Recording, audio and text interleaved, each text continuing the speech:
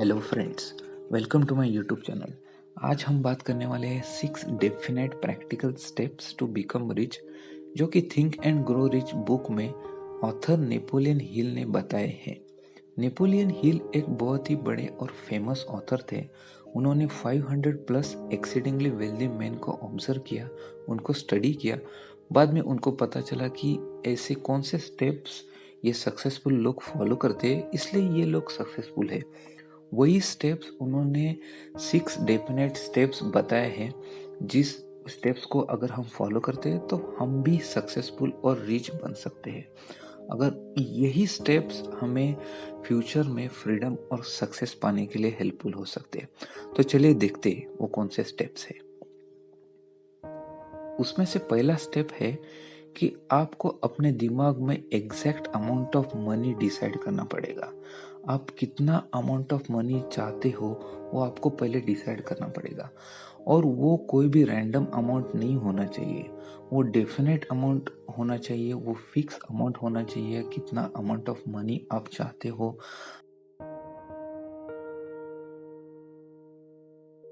उसके बाद का जो थर्ड स्टेप आता है कि ये अमाउंट ऑफ मनी पाने के लिए आप क्या क्या खो सकते हो, आप क्या क्या सेक्रीफाइस कर सकते हो उसके लिए।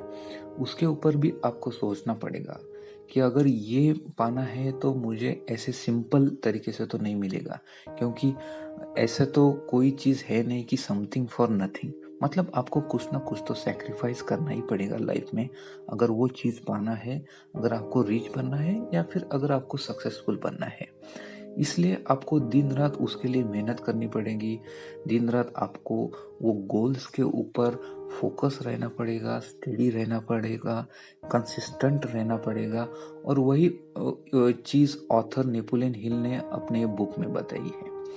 उसके बाद स्टेप थर्ड आता है कि आपको एग्जैक्ट डेट मेंशन करना पड़ेगा कि आप ये जो मनी है वो कब पाने वाले हो। अगर आप एग्जैक्ट डेट मेंशन करते हो तभी आपके दिमाग में प्लान्स होना शुरू होता है, कौन से प्लान कर सकते हैं। ये आपका प्लानिंग जो है वो पूरी तरह से स्टार्ट होता है। इसलिए स्टेप्स 4 आता है कि आपको डेफिनेट प्लान तैयार करना पड़ेगा। और ऐसा नहीं है कि सिर्फ प्लान जो है सिर्फ दिमाग में चल रहा है, वो ऐसा नहीं चलेगा। आपको पूरी तरह से ऑर्गेनाइज्ड प्लानिंग करना पड़ेगा। ऐसा प्लान जिसमें ए प्लान रहेगा, प्लान बी रहेगा, या फिर उसके साथ आपको माइक्रो लेवल पे वो प्लान्स के ऊपर स्टडी करना पड़ेगा।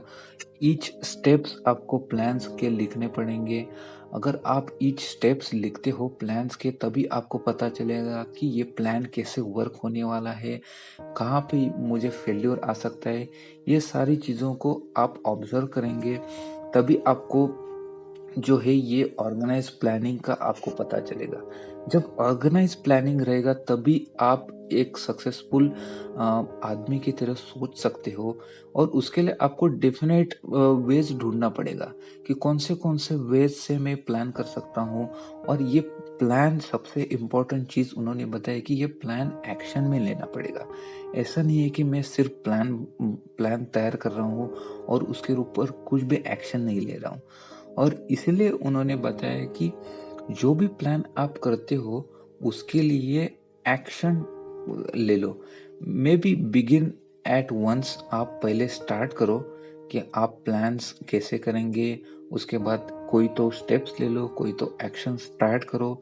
जब आप एक्शन स्टार्ट करेंगे तभी आपको पता चलेगा कि इसके ऊपर कैसे कैसे वर्क होने वाला है, कौन से डिफिकल्टीज आने वाले हैं मुझे प्लान एग्जीक्यूट करने के लिए।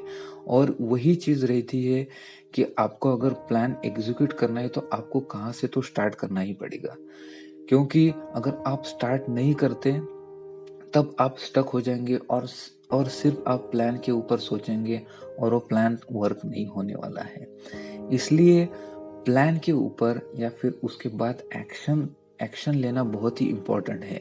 और वही डिफरेंस रहता है कि एक ड्रीमर और एक गो गेटर में, कि एक ड्रीमर सिर्फ ड्रीम करता रहता है और एक गो गेटर जो रहता है वो ड्रीम्स तो करता ही करता है और उसके साथ वो एक्शन भी लेता है। और आप जब एक्शन लेते हो तभी आप एक एक्शन मोड पे आते हो, और अगर आप रेडी नहीं हो फिर भी वो आपको एक्शन लेना ही पड़ेगा। जब आप एक्शन लेते हो देन आपको स्लोली स्लोली उसके ऊपर आइडिया आता है, और जब आइडिया आता है तब आपको क्लियर होता है। और उसके बाद स्टेप 5 जो आता है कि ये जो हमने स्टेप्स बताए हैं वो आपको राइट डाउन करना पड़ेगा। ये स्टेप्स 1 टू 4 जो है उस वो आपको राइट डाउन करना पड़ेगा। फर्स्ट उसमें से क्या रहे कि कितना अमाउंट ऑफ मनी आप चाहते हो वो आपको पहले राइट डाउन करना पड़ेगा, और वो डेफिनेट अमाउंट होना चाहिए। ऐसा नहीं है कि रैंडम अमाउंट होना है, वो फिक्स और डेफिनेट अमाउंट होना चाहिए। और उसके बाद आपको कौन सी चीज़ आप गिव अप करने वाले हो, कौन सा चीज़ आपको सैक्रिफाइस करने वाले हो, वो भी आपको लिखना पड़ेगा। और उसके बाद टाइम लिमिट आपको मेंशन करना पड़ेगा कि कितना टाइम लिमिट मुझे अचीवमेंट के लिए चाहिए। वो अगर टाइम लिमिट आप मेंशन करते हो तब आपका प्लान जो है वो क्लियरली वर्क होगा, और प्लान के ऊपर आपको एक्शन ले सकते हैं। उसके बाद स्टेप 6 जो आता है कि आपको ये जो भी लिखा है वो आपको रीड करना पड़ेगा बिफोर गोइंग टू बेड, और जब भी आप सुबह उठते हो तभी आपको ये सब रीड करना पड़ेगा। क्योंकि जब आप रीड करते हो तभी आपके दिमाग में, आपके सबकॉन्शियस माइंड में ये जाता है, और जब ये चीज़ें सबकॉन्शियस माइंड में जाती है तभी आपका माइंड उसके ऊपर एक्शन लेता है, आपका कॉन्शियस माइंड उसके ऊपर कंटिन्यूअस एक्शन लेना स्टार्ट करता है। और वही इंटरेस्टिंग चीज़ ऑथर नेपोलियन हिल ने थिंक एंड ग्रो रिच में बताई है कि जब आप ये सब रीड करते हो, जब आप अफर्मेशन करते हो उसके साथ, तब आप एक फील करना स्टार्ट करते हो कि ये मनी मुझे मिल रहा है, मैं सक्सेसफुल हो गया हूँ ऑलरेडी। और आप बिलीव करते हो, फील करते हो अपने आप को कि ये जो मनी मैं पाना चाहता हूँ ये मेरे पास ऑलरेडी है। और जब आप सेल्फ अफर्मेशन करते हो, सेल्फ टॉक करते हो, तभी आपके दिमाग में पूरी तरह से ये फिट होता है कि मुझे ये अचीवमेंट कैसे करना है, उसके ऊपर प्लान्स आता है, उसके ऊपर एक्शन आता है। और तभी आप जब मनी कॉन्शियस बनते हो तभी आप सक्सेसफुल बन सकते हो। और बहुत ही इंटरेस्टिंग चीज उन्होंने बताया कि ये तो स्टेप्स हो गए, ये 6 स्टेप्स हो गए, लेकिन उसके बाद भी लोगों के दिमाग में आता है कि ये मैं नहीं कर सकता, ये पॉसिबल नहीं है मेरे लिए।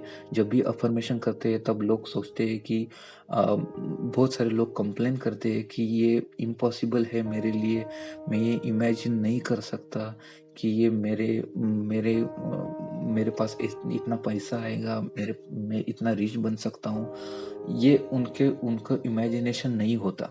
लेकिन वो बोलते हैं कि यही पे बर्निंग डिजायर रोल प्ले करती है। अगर आपके पास आप सिर्फ अगर विशफुल थिंकिंग करते हो तब ये वर्क नहीं होगा, आपके अंदर बर्निंग डिजायर होनी चाहिए। और बर्निंग डिजायर कैसी होती है कि फायर जैसी होती है।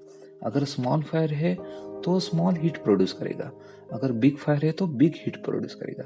उसी तरह बिग फायर की तरह आपका स्ट्रॉन्ग बर्निंग डिजायर होना चाहिए। अगर आपके पास स्ट्रॉन्ग बर्निंग डिजायर है तभी आप सक्सेसफुल बन सकते हो, तभी आप उसके ऊपर एक्शन ले सकते हो, तभी आप उसके ऊपर कंटिन्यूस फोकस रह के कंसिस्टेंट होके आप उसके ऊपर विचार करना स्टार्ट कर सकते हो। यही चीज बहुत ही इंटरेस्टिंगली ऑथर नेपोलियन हिल ने थिंक एंड ग्रो रिच में बताई है। और बर्निंग डिजायर जो रहती है उसके बाद आपका बहुत इम्पोर्टेंट चीज जो आता है वो है कि आपका फेथ होना चाहिए। बर्निंग डिजायर तो हो गया, लेकिन उसके बाद फेथ कैसा डेवलप होगा वो सेल्फ अफर्मेशन, सेल्फ टॉक से ही वो बर्निंग वो फेथ आप डेवलप हो सकता है। ओके, तो उन्होंने ये भी बताया कि मनी कॉन्शियस होना आपको बहुत ही जरूरत है। अगर आप मनी कॉन्शियस नहीं है, अगर आपके इमेजिनेशन में मनी नहीं आ रहा है, अगर आपके इमेजिनेशन में ही आप सक्सेसफुल नहीं हो, तब आप सक्सेसफुल नहीं बन सकते। ये तो क्लियरली मेंशन किया। ये बहुत ही अच्छी बात उन्होंने बताई है कि if you do not see great riches in your imagination, then you will not see in your bank balance. तो यही 6 डेफिनेट स्टेप्स थे जो ऑथर नेपोलियन हिल ने अपने थिंक एंड ग्रो रिच में बताए हैं।